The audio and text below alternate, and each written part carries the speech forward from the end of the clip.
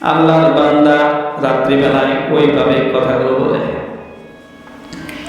মতিঝিল ছাইড়া গেল, ফার্মগেট ছাইড়া গেল, আরামবাগ ছাইড়া গেল, শ্যামলী, বনানী, অমুক তমুক যা আছে, আবার যারা বেচাকিনি করে এরা কইতেছে ভাই 5 টাকা না 10 টাকা, বিভিন্ন ধরনের কথা বলতে থাকে। এগুলো হলো হাদিস নাফস। সারাদিন যা করে রাত্রিবেলায় এগুলো স্বপ্ন যুগে সে দেখে, এগুলো আবার পুনরায় রিপিট করে। আমার ভাইরা, তার স্বপ্ন কয় প্রকার? 3 প্রকার। আরেকটা আওয়াজ দিয়ে বলুন, কয় প্রকার? আহা, অনেকে ঘুমায়। স্বপ্ন কয় প্রকার? 3 প্রকার।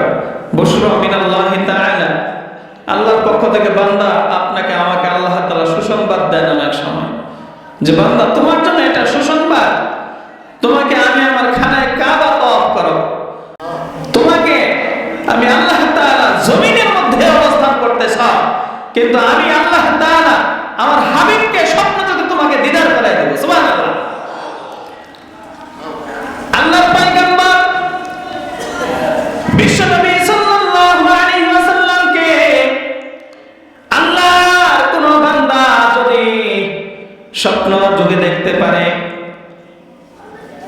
এই ব্যক্তি সম্পর্কে আল্লাহর হাবিব সরদার দু আলম বিশ্বনবী স্বপ্নের মধ্যে বলে দেন, এরকম হাদিসের মধ্যে বলেন, قال رسول الله صلى الله عليه وسلم من رآني في المنام فقد رآني, যেই ব্যক্তি আমাকে স্বপ্ন যুগে দেখবে, আমি আল্লাহর হাবিবকে সে যেন সত্যিকার অর্থে দেখলো। আল্লাহর পয়গম্বর বিশ্বনবী সাল্লাল্লাহু আলাইহি ওয়াসাল্লামের চেহারা শয়তান পর্যন্ত ধারণ করতে পারেন না। এমনকি হাদিসের মধ্যে এসেছে আল্লাহ তাআলার সূরত পর্যন্ত শয়তান ধারণ করতে পারে। আমার ভাইরা, আল্লাহর হাবিবের মর্যাদা কত আল্লাহ তাআলা দান করেছেন। আমাদের সকলের নয়নের মণি, মুসলিম জাহানের কলিজার টুকরা বিশ্বনবী মুহাম্মদুর রাসূলুল্লাহ সাল্লাল্লাহু আলাইহি ওয়াসাল্লামকে আল্লাহ তাআলা কতটা দামি আর মর্যাদা দান করেছেন। সুবহানাল্লাহ।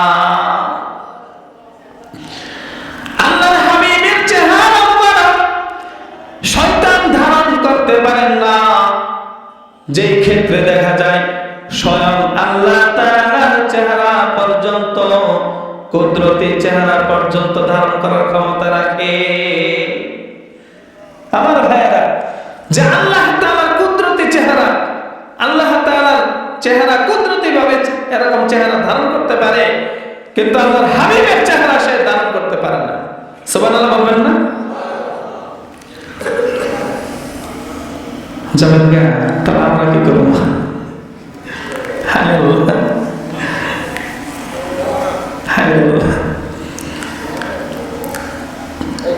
তাও একটু বেরো ফ্রেশ হলে ভালো হয়। এলা ধরে করে আসেন, তাহলে একটু আমার তাহলে মানুষ আসেন, জি একটু ধরে করে আসেন, তাহলে একটু চেয়ে দেন তো, এখানে একটু আগে দেন আমার পাশে। তাহলে পাই না, অনেকদিন ধরে পাই না, বয়ান শোনার পাই না, মাইসে কি কম আর সমস্যা নেই। অনেক বক্তা আছে না, বলে নিজেরা থেকে বিক্রি পাই না, মাইসে অন্য এলাকায় গেলে জোতার বাড়ি ঠেলা হাঁটেন না, আছে নাকি নাই? এটা আমাদের বলেন, আছে নাকি নাই? বলে আমি নিজের এলাকায় চান্সি পাই না, অন্য এলাকায় গেলে জোতার বাড়ি ঠেলে আনে না। রাখতে দিনে দেখে আমি কি করবো? আমার ভাইয়েরা, নিজের সন্তান যদি আপনার সামনে ওয়াজ করে, এর চেয়ে বড় গর্বের বিষয় আর একটাও হতে পারে না। কথা বলেন ঠিক কিনা? আপনার ভাতিজা, আপনার নাতি, আপনার সন্তান, আপনার ভাগ্নে, আপনার এলাকার পরিচিত কোনো ইমাম, কোনো আলেম আপনার সামনে আপনাকে পাশে করে সে কথা বলবে আল্লাহর কালাম থেকে, এর চেয়ে গর্বের বিষয় আর একটাও হতে পারে না। চিন্তা বলেন কথা ঠিক কিনা?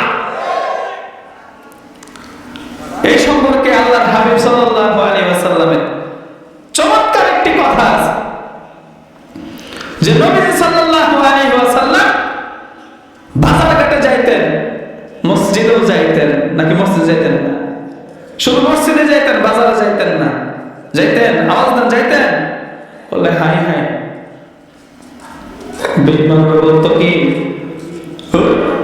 মুহাম্মদ কেমন নবী যে কিনা মসজিদেও যায়, ভালো কথা, আবার বাজার ঘাটেও আসে, হাজার ব্যাগ নিয়েও আসে, সাইকেল বস্তা কিনা মাঝে মাঝে মোটরসাইকেল বাইকটা নিয়ে আসে, আছে নাকি নাই? এই ধরনের কথা বলা যাবে? আল্লাহ রাস্তা বলেন বলা যাবে?